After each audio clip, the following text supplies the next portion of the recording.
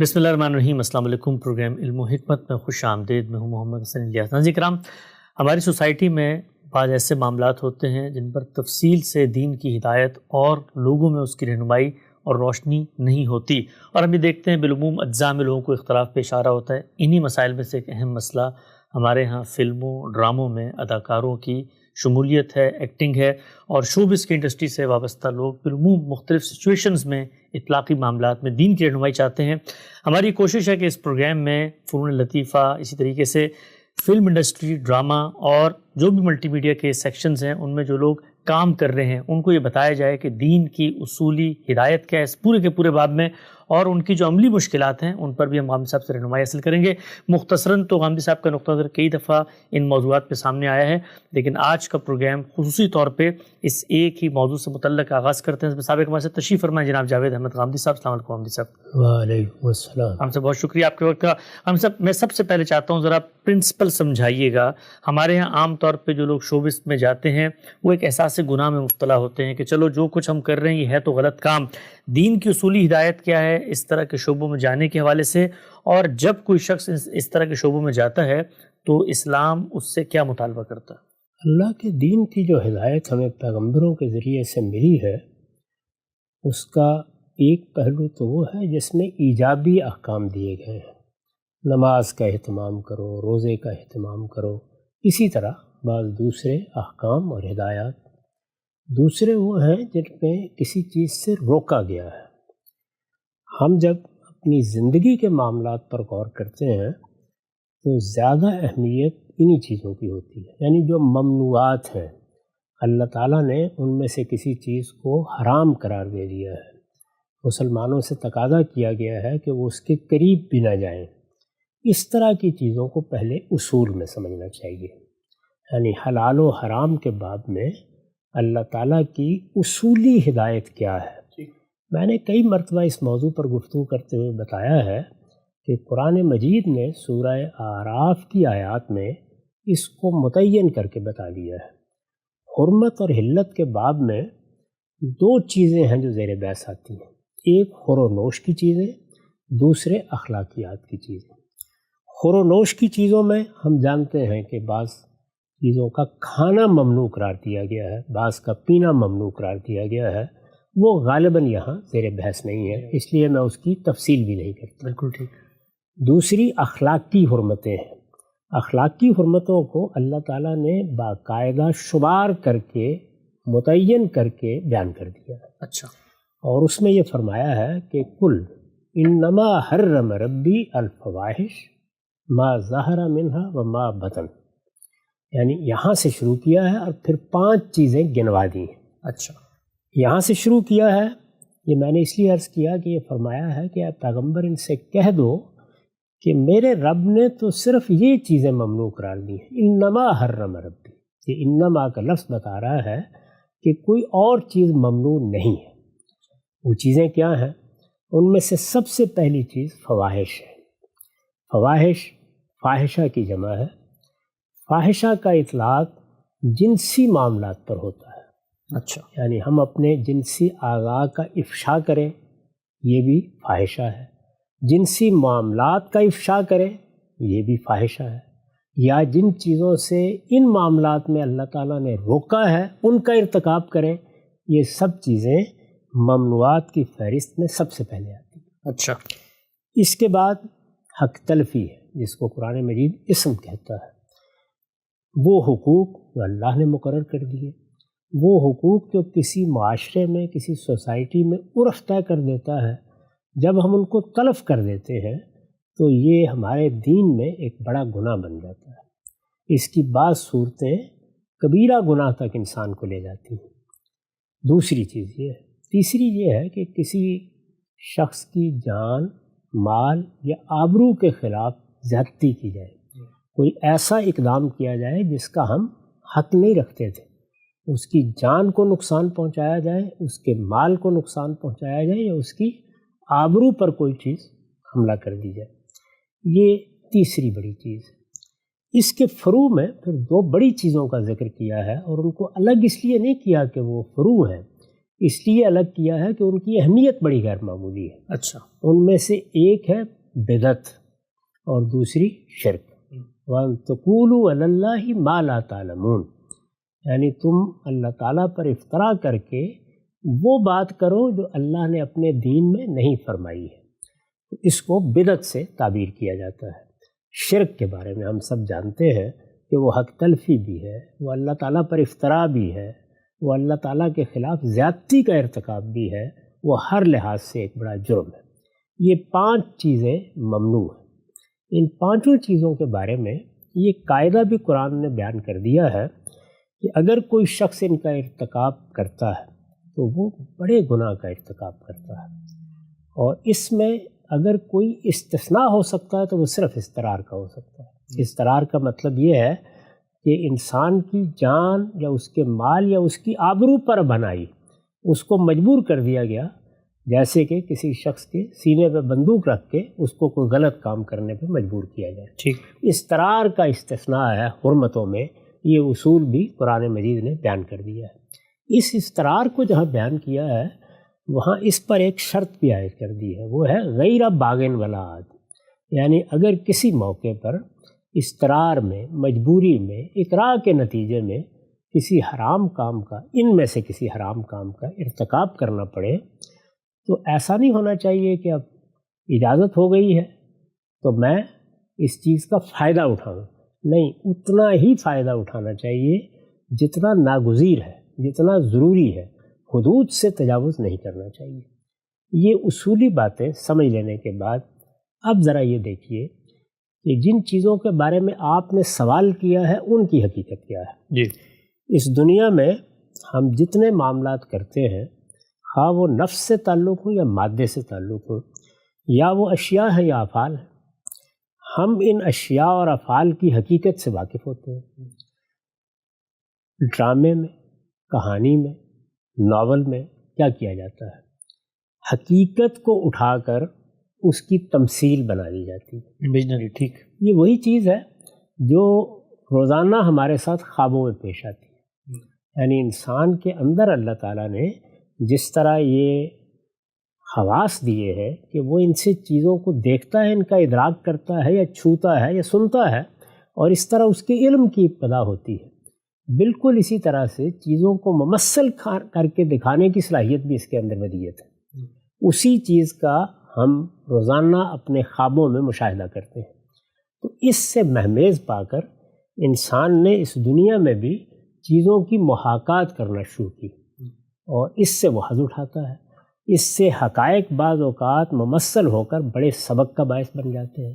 اس میں چیزوں کو آپ اس طرح سامنے لے آتے ہیں کہ ہر شخص ان کے ساتھ متعلق ہو کے ان کو ان کے باطن میں اتر کر سمجھنے کے قابل ہو جاتا ہے۔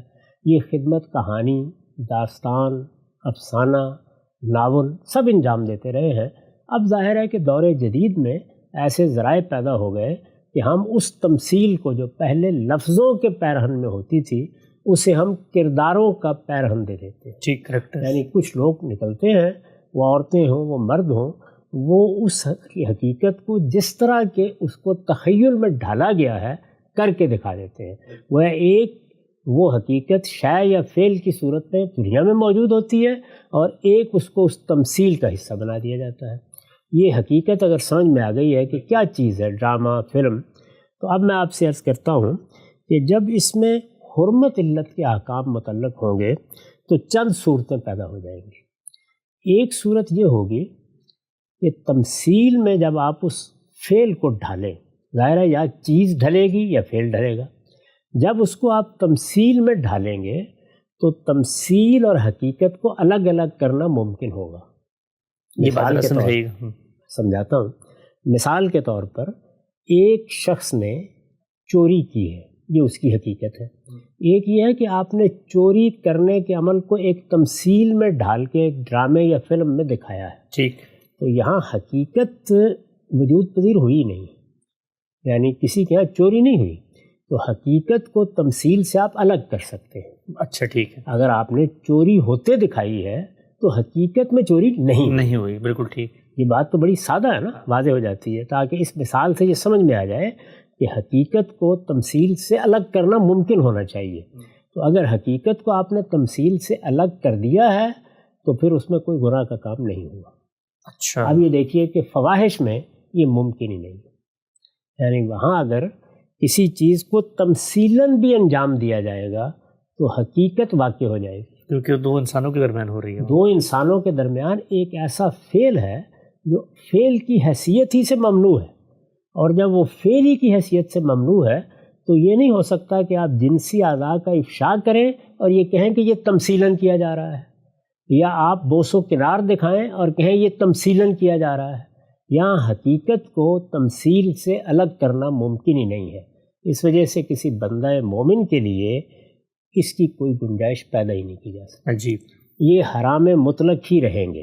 اگر کوئی اس کا ارتکاب کرتا ہے تو وہ ایک حرام فعل کا ارتکاب کرتا ہے، اور ظاہر ہے کہ تمثیل میں ان کو ڈھالنا یا اس طرح کسی ڈرامے یا کسی فلم کا موضوع بنانا یہ کوئی اضطرار بھی نہیں ہے، تو اس کی کوئی گنجائش پیدا ہی نہیں کی جا سکتی۔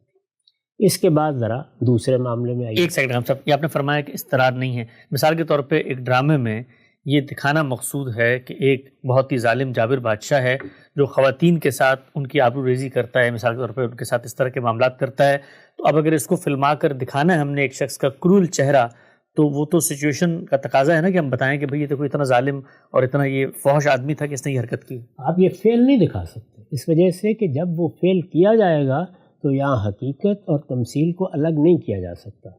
چنانچہ اس طرح کی چیزیں جب لوگ فی الواقع ان قدروں سے واقف تھے اور ان کو وہ دکھاتے تھے تو اس کا طریقہ یہ ہوتا تھا کہ ایسی فضا پیدا کر دی جاتی تھی کہ سامعین یہ سمجھیں کہ یہ ہو گیا ہے، عجیب، حالانکہ ایسا نہیں ہوتا تھا۔ اس کے لیے بہت سے طریقے لوگوں نے ایجاد کیے ہیں اور اب بھی کرتے ہیں، یعنی یہ ضروری نہیں ہوتا کہ اس چیز کو آپ بعینہ ہی دکھائیں تو اسی صورت میں وہ دوسروں تک منتقل ہوگی، بلکہ اس کی مثالیں موجود ہیں کہ بعض لوگوں نے یہ چیزیں اس طرح دکھائیں کہ وہ اپنے تاثر کے لحاظ سے زیادہ گہری تھیں اس کی نسبت کہ انہیں فی الواقع دکھایا جاتا ہے۔ بہت اچھی بات۔ تو اس وجہ سے یہاں تو کوئی گنجائش پیدا کی نہیں جا سکتی۔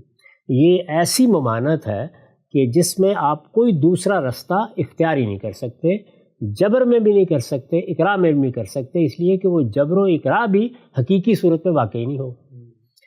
میں یہ عرض کر رہا تھا کہ اس کے بعد کچھ اور چیزیں ہیں، ان میں یہ ہے کہ تمثیل اور حقیقت کو الگ تو کیا جا سکتا ہے، لیکن تمثیل اور حقیقت کو الگ کرنے کے نتیجے میں جو تمثیل وجود میں آتی ہے اس کو بھی اللہ تعالیٰ نے ممنوع قرار دے دیا ہوا ہے۔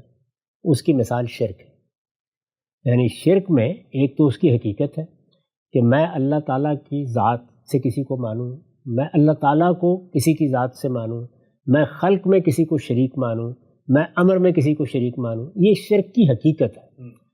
یہ حقیقت تو ظاہر ہے میرے عقیدے اور میرے ایمان سے متعلق ہے، لیکن اس کے ساتھ ایک اور چیز بھی ممنوع قرار دے دی گئی ہے، وہ یہ ہے کہ چونکہ میں اپنے پروردگار کو یہاں آنکھوں کے سامنے نہیں دیکھتا، یعنی حقیقت میں میرا پروردگار کے ساتھ مراسم کا تعلق نہیں پیدا کیا جا سکتا۔ میرا پروردگار میرے سامنے نہیں ہے کہ میں جا کے اس کا ہاتھ تھام لوں، میرا پروردگار میرے سامنے نہیں ہے کہ میں جا کر اس کے ساتھ کسی تعلق کا اظہار کروں۔ تو اب کیا کیا ہے، دین میں اس کے لیے مراسم عبودیت مقرر کر دیے گئے ہیں۔ ٹھیک، وہ مراسم عبودیت اپنی ذات میں مطلوب ہو گئے۔ چنانچہ اب ہم یہ نہیں ہے صرف کہ شرک نہیں کر سکتے، نہیں، ہم کسی غیر اللہ کو سجدہ بھی نہیں کر سکتے، اچھا، ہم اس کی نظر بھی نہیں پیش کر سکتے۔ تو یہاں تمثیل اور حقیقت اگرچہ الگ کی جا سکتی تھی، لیکن اللہ تعالیٰ نے تمام ممثلات کو عبادت قرار دے کے اس کو اپنے لیے خاص کر لیا۔ چنانچہ کوئی مسلمان ان میں سے کسی چیز کا ارتکاب بھی اب کسی تمثیل میں نہیں کر سکتا، یعنی وہ یہ نہیں کر سکتا کہ بتوں کے سامنے جا کے سجدہ ریز ہو جائے، وہ یہ نہیں کر سکتا کسی بت کے سامنے نظر یا نیاز پیش کرے، یعنی شرک کے مراسم وہ بھی اپنی ذات میں ممنوع ہو گئے ہیں، وہ محض صدن لذریعہ ممنوع نہیں۔ اچھا، ہم سے اس میں اگر کوئی فوجی ہم نے دکھانا ہے، مثلا ہمیں بہت اچھی طرح یاد ہے بچپن میں پی ٹی وی کا ڈرامہ دیکھا، اس میں کالی داس ہے، کرنل ہے، ہندو ہے، اب اس کو دکھانا ہے تو ظاہری بات ہے اس فوجی کا کریکٹر ہندو کا وہ پوجا کر کے آ رہا ہے، گاڑی میں بیٹھ رہا ہے، تو وہاں پر تو جو کرنے والا ہے اس کے پیش نظر یہ ہے ہی نہیں کہ وہ شرک کرے. گویا حقیقت اور تمثیل کے الگ الگ کرنے کی تو بات ہی نہیں ہے.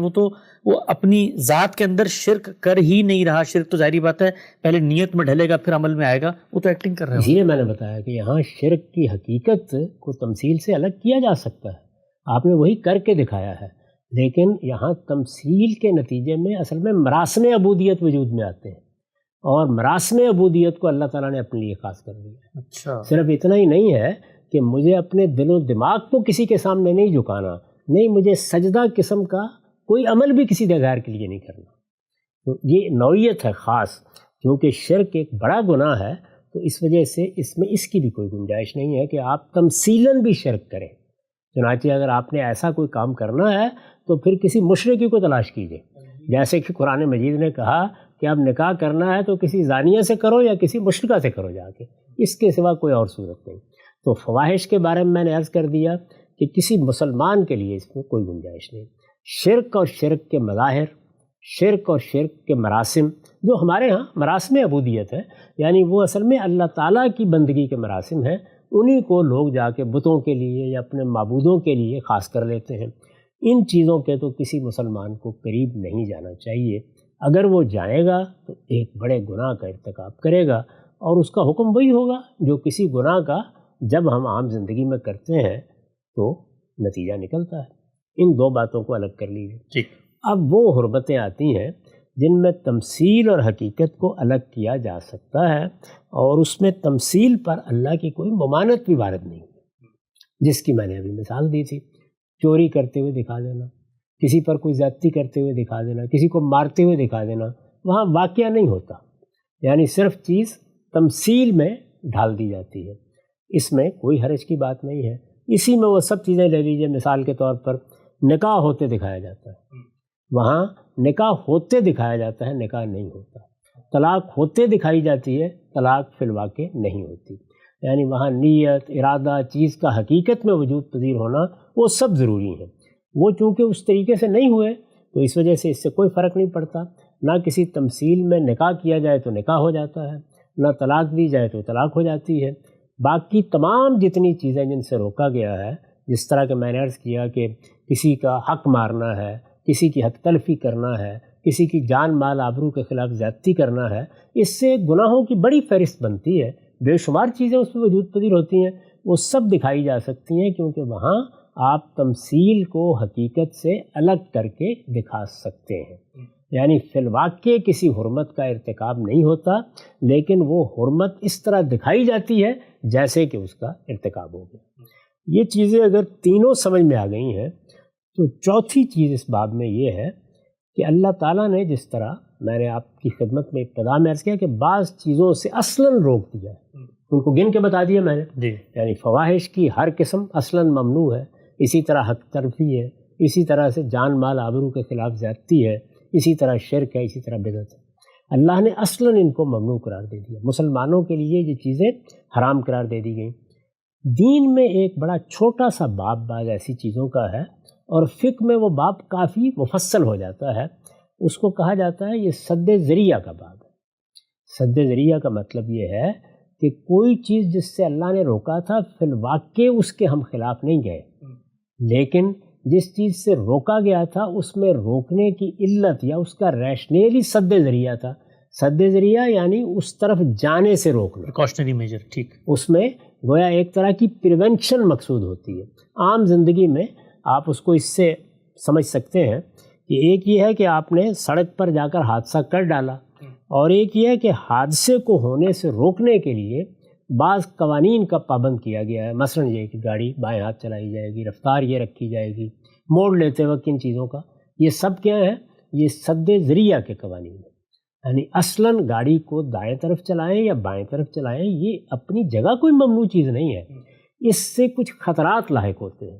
اس طرح کی چیزیں فواحش کے معاملے میں بھی اختیار کی جاتی ہیں. میں جب اپنے بچوں سے یہ کہتا ہوں کہ تم بری صحبت میں نہ بیٹھا کرو, تو بری صحبت میں جا کے وہ بیٹھ گئے اور کافی دیر بیٹھے رہے. وہاں انہوں نے اصلاً کوئی برا کام نہیں کیا, لیکن بری صحبت ان کو برے کاموں کی طرف لے جانے کا ذریعہ بن سکتی ہے. آپ نے دیکھا ہوگا بارہا ہم جب محلوں میں رہتے تھے تو ہمارے ماں باپ کہتے تھے کہ بیٹے گلی میں جا کے نہیں کھیلتے. جی جی. اب گلی اپنی ذات میں تو کوئی ممنوع نہیں ہے، یا گلی میں جا کے اگر کھیلا جائے تو اس میں بھی کوئی خرابی کی بات نہیں. وہ کھیل اگر جائز ہے تو ممانعت کی وجہ کیا ہے؟ سد ذریعہ. یہ ہمارے ہاں کی اصطلاح ہے، اس کو سمجھ لینا چاہیے. سدن للذریعہ، کسی چیز سے روکنا. اس کی مثال کے طور پر دین کے بعض احکام کو لے لیجئے. اللہ تعالیٰ نے یہ فرمایا ہے کہ تم نے جب کسی کے ساتھ کوئی معاملہ کرنا ہو، لین دین کا معاملہ ہے، تو اسے لکھ لیا کرو. اب یہ ہدایت ہی سد ذریعہ کے لیے کیوں کی گئی؟ یعنی لکھ لینے سے کیا ہوگا؟ مطلب یہ ہے کہ اگر نہیں لکھو گے تو اس کا اندیشہ ہے کہ نزاع ہو جائے گی. عام حالات میں تو آپ نے اگر میرے ساتھ ایک معاملہ کیا ہے تو ایک مسلمان سے یہ توقع کرنی چاہیے کہ وہ جو معاملہ ہوا ہے اس پر قائم رہے گا. اگر وہ اس سے پلٹتا ہے تو نزاع پیدا ہوگی. تو نزاع سے بچنے کے لیے اللہ تعالیٰ نے فرمایا کہ لکھ لو، اس پر گواہ بنا لو. اس طرح کی بہت سی ہدایات دے دی. سب سے بڑی مثال اس کی وہ احکام ہے جو فواحش سے بچنے کے لیے اللہ تعالیٰ نے عورتوں اور مردوں کو دی. یہ معلوم ہے کہ سورہ نور میں ایک بڑی فاحشہ زیر بحث ہے، یعنی ایک ایسا کام زیر بحث ہے جس کو ہم بدکاری سے تعبیر کرتے ہیں، زنا سے تعبیر کرتے ہیں.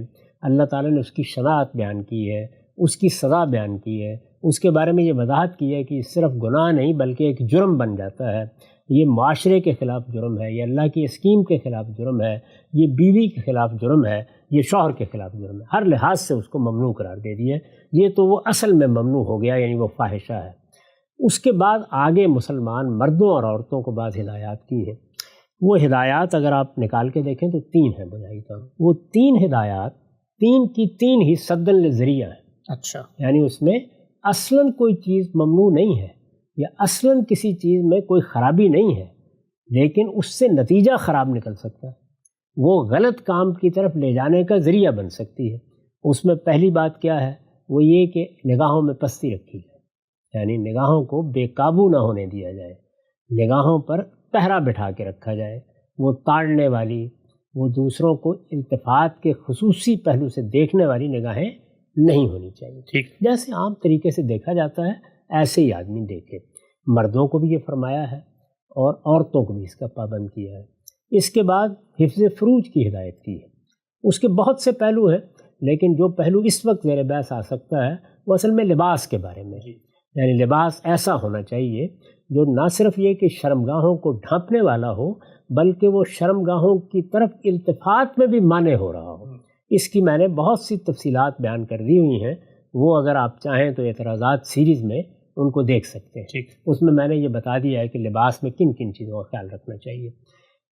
اصول اس میں کیا ہے؟ وہی کہ شرمگاہوں کی طرف میلان نہ ہونے پائے، شرمگاہوں کا افشا نہ ہونے پائے. اس میں مردوں کو بھی ہدایت کی ہے، عورتوں کو بھی ہدایت کی ہے. تیسری اور آخری بات صرف عورتوں کو کہی ہے، اور وہ معاملہ ہے بھی عورتوں سے متعلق. وہ یہ ہے کہ وہ اپنے زیب و زینت کی نمائش نہ کریں. عورتیں بناؤ سنگار کرتی ہیں، زیورات پہنتی ہیں. وہاں خاص طور پر زیورات زیر بحث ہے. یہ بتایا ہے کہ لا یبدین زینتہن، وہ اپنے زیب و زینت کا اظہار نہ کریں. یہ تینوں ہدایات سد ذریعہ کی ہدایات ہیں. سد ذریعہ کی ہدایات کے بارے میں اصول یہ ہے کہ اگر انسان یہ سمجھتا ہو کہ مجھے کوئی ایسی مشکل پیش آ گئی ہے یا کوئی ایسی ضرورت پیش آ گئی ہے جس میں اس ہدایت کی خلاف ورزی ہوگی، لیکن میں اپنے پروردگار پہ بھروسہ رکھتا ہوں، میں اپنے آپ پر بھی بھروسہ رکھتا ہوں، میں اگر اس کی خلاف ورزی کر رہا ہوں تو اس کے نتیجے میں کبھی برائی کی طرف نہیں جاؤں گا. ٹھیک. یہ جو برائی کی طرف میں نہیں جاؤں گا، اس کو خود قرآن نے بطور ایک اصول بیان کر دیا ہے، اور یہ کہا ہے کہ جس وقت کوئی انسان یہ فیصلہ کر لیتا ہے کہ وہ کسی کبیرہ گناہ کا ارتکاب نہیں کرے گا، ظاہر ہے کہ یہ ہدایات دی کس لیے گئی ہیں؟ بعض کبیرہ یا بڑے گناہوں سے بچنے کے لیے. ٹھیک. تاکہ آدمی اس طرف کہیں پھسل نہ جائے، اس طرف کہیں بہک نہ جائے.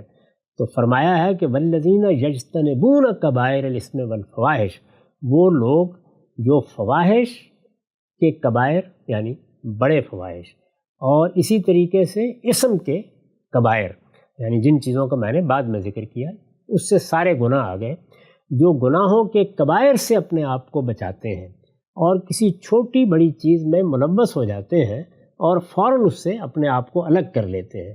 دوسری جگہ اس کو الا لمم سے بھی تعبیر کیا ہے. تو اللہ تعالیٰ ان کی سیئات کو معاف کر دیتے ہیں. یہ بات خود قرآن مجید میں کہہ دی نکفر عنہم سیئاتہم.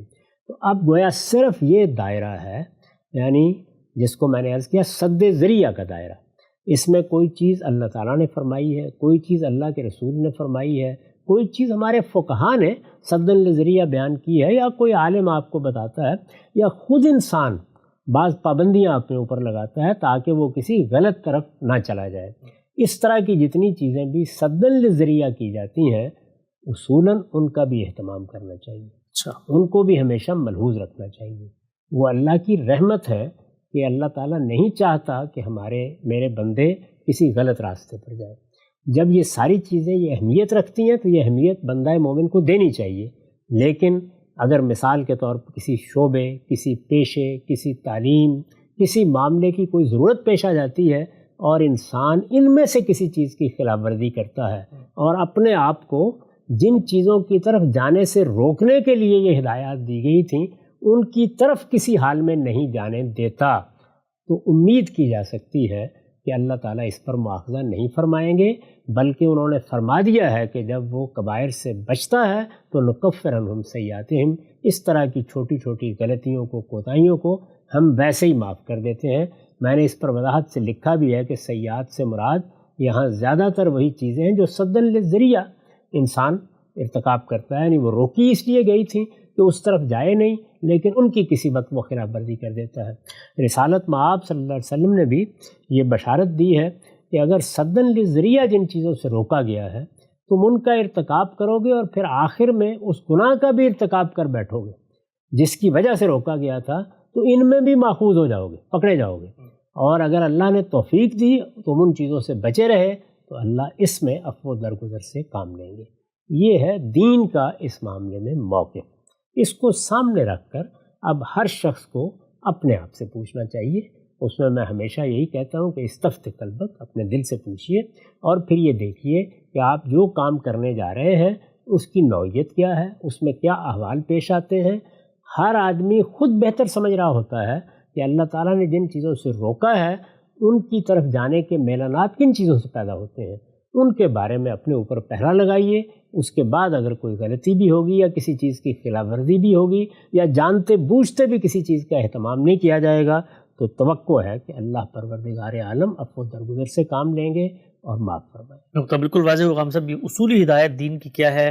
فلم، ایکٹنگ، ڈرامہ انڈسٹری کے اندر اداکار جو اپنی خدمات انجام دے رہے ہیں کیسے وہ اللہ کی ہدایت پر عمل کرتے ہوئے یہ کام کر سکتے ہیں. اچھا ہم سب اپلیکیشن پہ تو انشاءاللہ ہم اگلا پورا پروگرام کریں گے. 20-25 کے قریب سوالات ہیں جو اپلیکیشن سے متعلق ہیں، اپلائیڈ چیزیں ہیں، کیا کیا چیزیں ڈراموں میں، فلموں میں ہوتی ہیں، ان اصول ہدایت کی روشنی میں ان پر کیا رائے قائم کی جا سکتی ہے.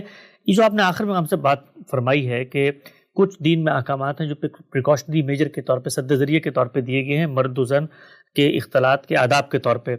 اس کو یوں کیوں آپ نے بیان کیا کہ اس کا اگر ارتکاب ہوتا ہے تو یہ چھوٹی برائیاں ہیں اور چھوٹی برائیوں کے باب میں اللہ تعالیٰ یہ کہتا ہے کہ اگر بڑی سے بچو گے تو چھوٹی یعنی اس کو اسی اصول پہ کیوں نہ لیا جائے جو آپ نے شروع میں بتایا تھا کہ حقیقت کو تمثیل سے الگ کرنا ممکن ہے.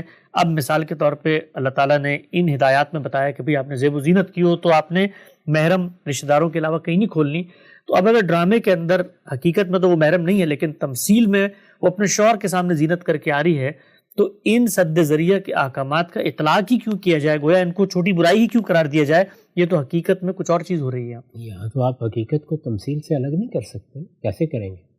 یعنی جس وقت التفات کی نگاہ سے کسی عورت کو دیکھنا ہوگا تو دیکھا جائے گا، یا اسی طرح کسی کو ہاتھ لگانا ہوگا تو ہاتھ لگایا جائے گا. لیکن وہ تو ایکٹنگ میں لگایا جا رہا ہے نا حقیقت میں. شک، لیکن یہ ہے کہ روکا کس چیز سے گیا تھا؟ سد الذریعہ تو روکا ہی اس سے گیا تھا.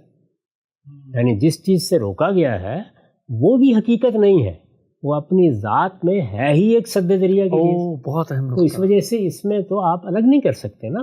حقیقت پر اطلاق کیا ہی نہیں گیا. اسی لیے تو میں نے بڑی وضاحت سے یہ بتایا کہ یہاں حقیقتاً کسی جرم کا ارتکاب ہی نہیں ہوتا. یعنی اگر کسی نے کسی کو بری نگاہ سے دیکھا ہے تو بری نگاہ سے دیکھا ہے نا. جس مقصد کے لیے روکا گیا ہے اس میں تو کوئی بات ہوئی لیکن کوئی شخص کہہ سکتا ہے کہ عام حالات میں روکا گیا ہے، عام حالات میں وہ یہ کام نہیں کر رہے، یہاں پر تو وہ نیتاً وہ کام کرنے ہی نہیں چاہ رہے، صرف دکھانے کے لیے یہ کام کر رہے ہیں. دیکھیے بات یہ ہے کہ اس سد ذریعہ میں تو اصل چیز نیت ہوتی ہی نہیں ہے. وہی تو میں نے عرض کیا نا کہ جس طرح شرک کی تمثیلات میں ہے تو یہاں بھی اصلاً نیت نہیں ہوتی بلکہ اس عمل سے روکا جاتا ہے. اس کی مثال دے کے میں نے بتایا کہ جب ایک آدمی کو آپ یہ کہتے ہیں کہ بری صحبت میں نہ بیٹھو تو بری صحبت میں اصل میں حقیقت میں کچھ بھی نہیں ہوا، لیکن بری صحبت میں جانا اپنی ذات میں برے کاموں کی طرف جانے کا میلان پیدا کر سکتا ہے. ٹھیک. تو یہاں تو وہ چیز ہے جس سے روکا گیا ہے، یعنی اصل مقصود ہی وہی ہے. وہ عمل آپ نے کر ڈالا، یعنی زیب و زینت کی نمائش نہیں کرنی. زیب و زینت کی نمائش کرنا نہ کرنا یعنی وہی نمائش بالکل جائز ہے ایک چند حدود کے اندر. اس سے پرابلم کیا ہوتا ہے؟ اصل مسئلہ ہے کہ اس سے دوسروں کو رغبت ہوتی ہے غلط کاموں کی طرف یا غلط میلانات پیدا ہوتے ہیں، وہ ہر جگہ ہوں گے. یعنی ان میں تو وہی اصول ہوگا کہ اس چیز سے روکنے کا باعث آپ پہلے متعین کریں. تو یہاں حقیقت اور تمثیل کی وہ بحث پیدا نہیں ہوتی، کیونکہ سد ذریعہ کی چیزیں اصلاً ہوتی ہی اس مقصد کے لیے ہے کہ اس عمل سے روک دیا جائے جو ادھر لے جانے کا باعث بن سکتا ہے. حقیقت تو اس کی وہی ہے کہ جہاں جا کے کسی غلطی کا ارتکاب ہونا ہے. ٹھیک. تو اس لیے یہاں اس کا اطلاق نہیں ہوتا. یہاں اگر آپ نے رکنا ہے تو اسی اصول پر روکا جائے گا کہ پروردگار عالم نے مجھے روکا ہے، اس وجہ سے میں اس جانب نہیں جاتا. یہ تو بالکل واضح سی بات ہے کہ جتنی چیزوں سے بھی آپ سدن لذریعہ روکتے ہیں ان میں سے کسی میں بھی حقیقت موجود ہی نہیں ہوتی. ٹھیک. اچھا ہم صاحب، قرآن مجید نے اولاد کو یہ حکم دیا ہے کہ بھئی والدین سے حسن سلوک کرو، والدین کے ساتھ اچھے طریقے سے پیش آؤ. اب ڈرامے کے اندر ایک باپ اور بیٹا ہے اور دکھانا یہ مقصود ہے کہ بیٹا جو ہے وہ باپ سے باغی ہو گیا ہے، تو وہ تو باپ کے اوپر ممکن ہے ہاتھ بھی اٹھا لے، ممکن ہے کوئی ترش اور تیز بات بھی کر دے. تو اب ہم اور آپ یہی کہیں گے نا کہ حقیقت میں یہاں پر حقیقت اور تمثیل کو الگ کرنا ممکن ہے. حقیقت میں باپ بیٹے کا رشتہ ہی نہیں ہے کہ جس کے اوپر اس چیز کا اطلاق کیا جا سکے کہ جی یہاں پر مثال کے طور پہ کوئی اس نے حق تلفی کی ہے یا باپ کا حق ادا نہیں کیا، دین کی خلاف ورزی کی ہے. اسی سے وصول کو اٹھا کر یہ کیوں نہیں کہا جا سکتا کہ دین نے کہا تھا کہ بھئی آپ نے زیب و زینت کی نمائش نہیں کرنی لوگوں کے سامنے. تو یہاں پر تو نہ محرم ہے، بیوی ہونے کے باوجود محرم نہیں ہے، اور کوئی شخص باپ ہونے کے باوجود غیر محرم اس لیے کہ ایکٹرز ہیں. تو اسی چیز کا اطلاق یہاں کیوں نہیں کیا جا سکتا؟ نہیں، وہاں پر تو غیر محرم موجود ہے نا، یعنی جہاں پر آپ اس کو فلما رہے ہیں وہاں بھی موجود ہے. جن لوگوں نے دیکھنا ہے وہ بھی ظاہر ہے کہ غیر محرم ہے. یعنی کوئی آدمی مر تو نہیں گیا نا، آپ نے کوئی تصویر تو نہیں محض دکھا دی. شخصیات موجود ہیں، ان شخصیات کے حلقے موجود ہیں، ان کا ملنا ملانا موجود ہے، ان کے تعلقات موجود ہیں، ساری چیزیں اپنی حقیقت میں موجود ہیں. ان میں سے کوئی چیز بھی کہیں غائب نہیں ہوئی. آپ نے اس میں جو اللہ تعالیٰ نے ایک ہدایت کی تھی سدن لذریعہ، اس کی خلاف ورزی کی ہے. جب آپ نے اس کی خلاف ورزی کی ہے تو یہاں حقیقت کو تمثیل سے آپ الگ کر کیسے سکتے ہیں؟ جو جس چیز سے روکا گیا تھا، حقیقتاً جس چیز سے روکا گیا تھا، عین اسی کا ارتکاب کیا گیا. یعنی یہاں تو کوئی نیت اور ارادے کا سوال ہی نہیں ہے. اصل چیز یہ ہے کہ اللہ تعالیٰ یہ نہیں کہتے کہ اگر تمہاری نیت خراب ہو تو اچھی بات ہے، پھر کوئی فرق نہیں پڑتا. نیت اچھی ہے، نیت بری ہے، غض بصر سے کام لینا ہے. نیت اچھی ہے، نیت بری ہے، لباس کے بارے میں احتیاط کرنی ہے.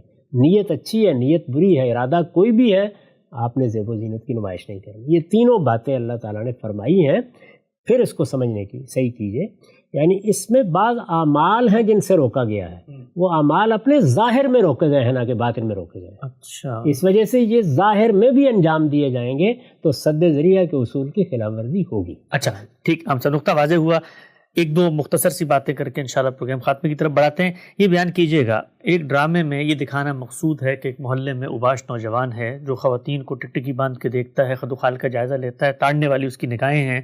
تو یہ جو اصول آپ نے بیان کیا، اس اصول پہ تو اس اوباش نوجوان کی جو تصویر ڈرامے میں بھی دکھائی جائے گی، اس میں بھی ہم نے یہ اہتمام کرنا ہے کہ وہ غض بصر سے لوگوں کو دیکھے، تو پھر جو پیغام پہنچانا مقصود ہے وہ تو پہنچے گا ہی نہیں. جس کی آپ نے مثال دی ہے، اصل میں جو گفتگو کر رہا تھا وہ زینتوں کی نمائش پہ کر رہا ہے. جہاں آپ نے مثال دی ہے وہاں پر اگر آپ غور کر کے دیکھیں تو حقیقت اور تمثیل کو الگ کرنا ممکن ہے. بہت اہم بات. ہاں، الگ ہو گئی. ٹھیک. اس کی وجہ یہ ہے کہ وہاں اصل میں آنکھ جس طرح دیکھتی ہے وہ زیر بحث نہیں ہے. آنکھ کے پیچھے جو محرکات ہیں وہ زیر بحث ہے. بہت جیسے ہی آپ نے اس کو ختم کر دیا تو اس کے اوپر اس کا اطلاق نہیں ہوتا. لیکن مثال کے طور پر لباس ہے، تو لباس میں اگر آپ نے بے احتیاطی کر کے کچھ ایسی چیزیں نمایاں کر دی ہیں جن کو نمایاں نہیں ہونا چاہیے تو وہاں حقیقت اور تمثیل کو الگ کرنا ممکن نہیں رہتا. البتہ اس کے دائرے میں بعض چیزیں احتیاط کے درجے میں آتی ہیں. میں نے اس کو بیان کیا ہے نا کہ اگر شرمگاہوں کو براہ راست ڈھانپ لیا تو حکم کا مدعا پورا ہو گیا، لیکن حکم کے مدعا میں پھر آگے بہت سے احتیاط کے پہلو ہیں. ان میں اللہ تعالیٰ نے کیا ہدایات دی ہیں، ان میں سے جتنی چیزیں بھی بیان کی گئی ہیں وہ سب سد الذریعہ ہیں۔ تو پہلے یہ متعین کرنا چاہیے کہ کیا ہم حقیقت اور تمثیل کو الگ کرنے میں کامیاب ہو گئے ہیں۔ جہاں کامیاب ہو گئے ہیں وہاں کوئی مسئلہ نہیں، چوری کرتے ہوئے دکھا دیا آپ نے لیکن چوری حقیقت میں نہیں ہوئی، ڈاکہ ڈالتے ہوئے دکھا دیا لیکن ڈاکہ حقیقت میں ہی ڈالا گیا۔ اسی طرح کا معاملہ غض بصر میں بھی ہو سکتا ہے، اسی طرح کا معاملہ حفظ فروج میں بھی ہو سکتا ہے۔ جہاں آپ حقیقت کو تمثیل سے الگ کرنے میں کامیاب ہو جاتے ہیں وہاں ممانعت ختم ہو گئی، لیکن جہاں آپ حقیقت کو تمثیل سے الگ نہیں کر پاتے وہاں پھر ظاہر ہے حکم کو دیکھنا پڑے گا کہ کیا چیز اصلاً ممنوع قرار دی گئی ہے یا وہ سدن لذریعہ ممنوع قرار دی گئی ہے۔ ٹھیک، تو اگر وہ سدن لذریعہ ہے تو بہرحال پھر وہ ایک سیاح کا ارتکاب ہوگا، لیکن اس میں استثناء، اس میں رخصت دی جا سکتی ہے بشرطے کہ آدمی اس کے نتیجے کے طور پر جس چیز تک پہنچنا ہے وہاں سے اپنے آپ کو روکے۔ نقطہ بالکل واضح ہو گیا۔ غام صاحب، آخری سوال آج کی نشست کا اسی اصولی بحث پہ، آپ نے فرمایا کہ حقیقت کو اور تمثیل کو اگر الگ کرنا ممکن ہے اور یہی چیز پیش نظر ہے، جیسے فلموں ڈراموں میں نکاح ہوتا ہے تو ہم جانتے ہیں کہ حقیقت میں نکاح نہیں ہو رہا، ایک تمثیل ہے۔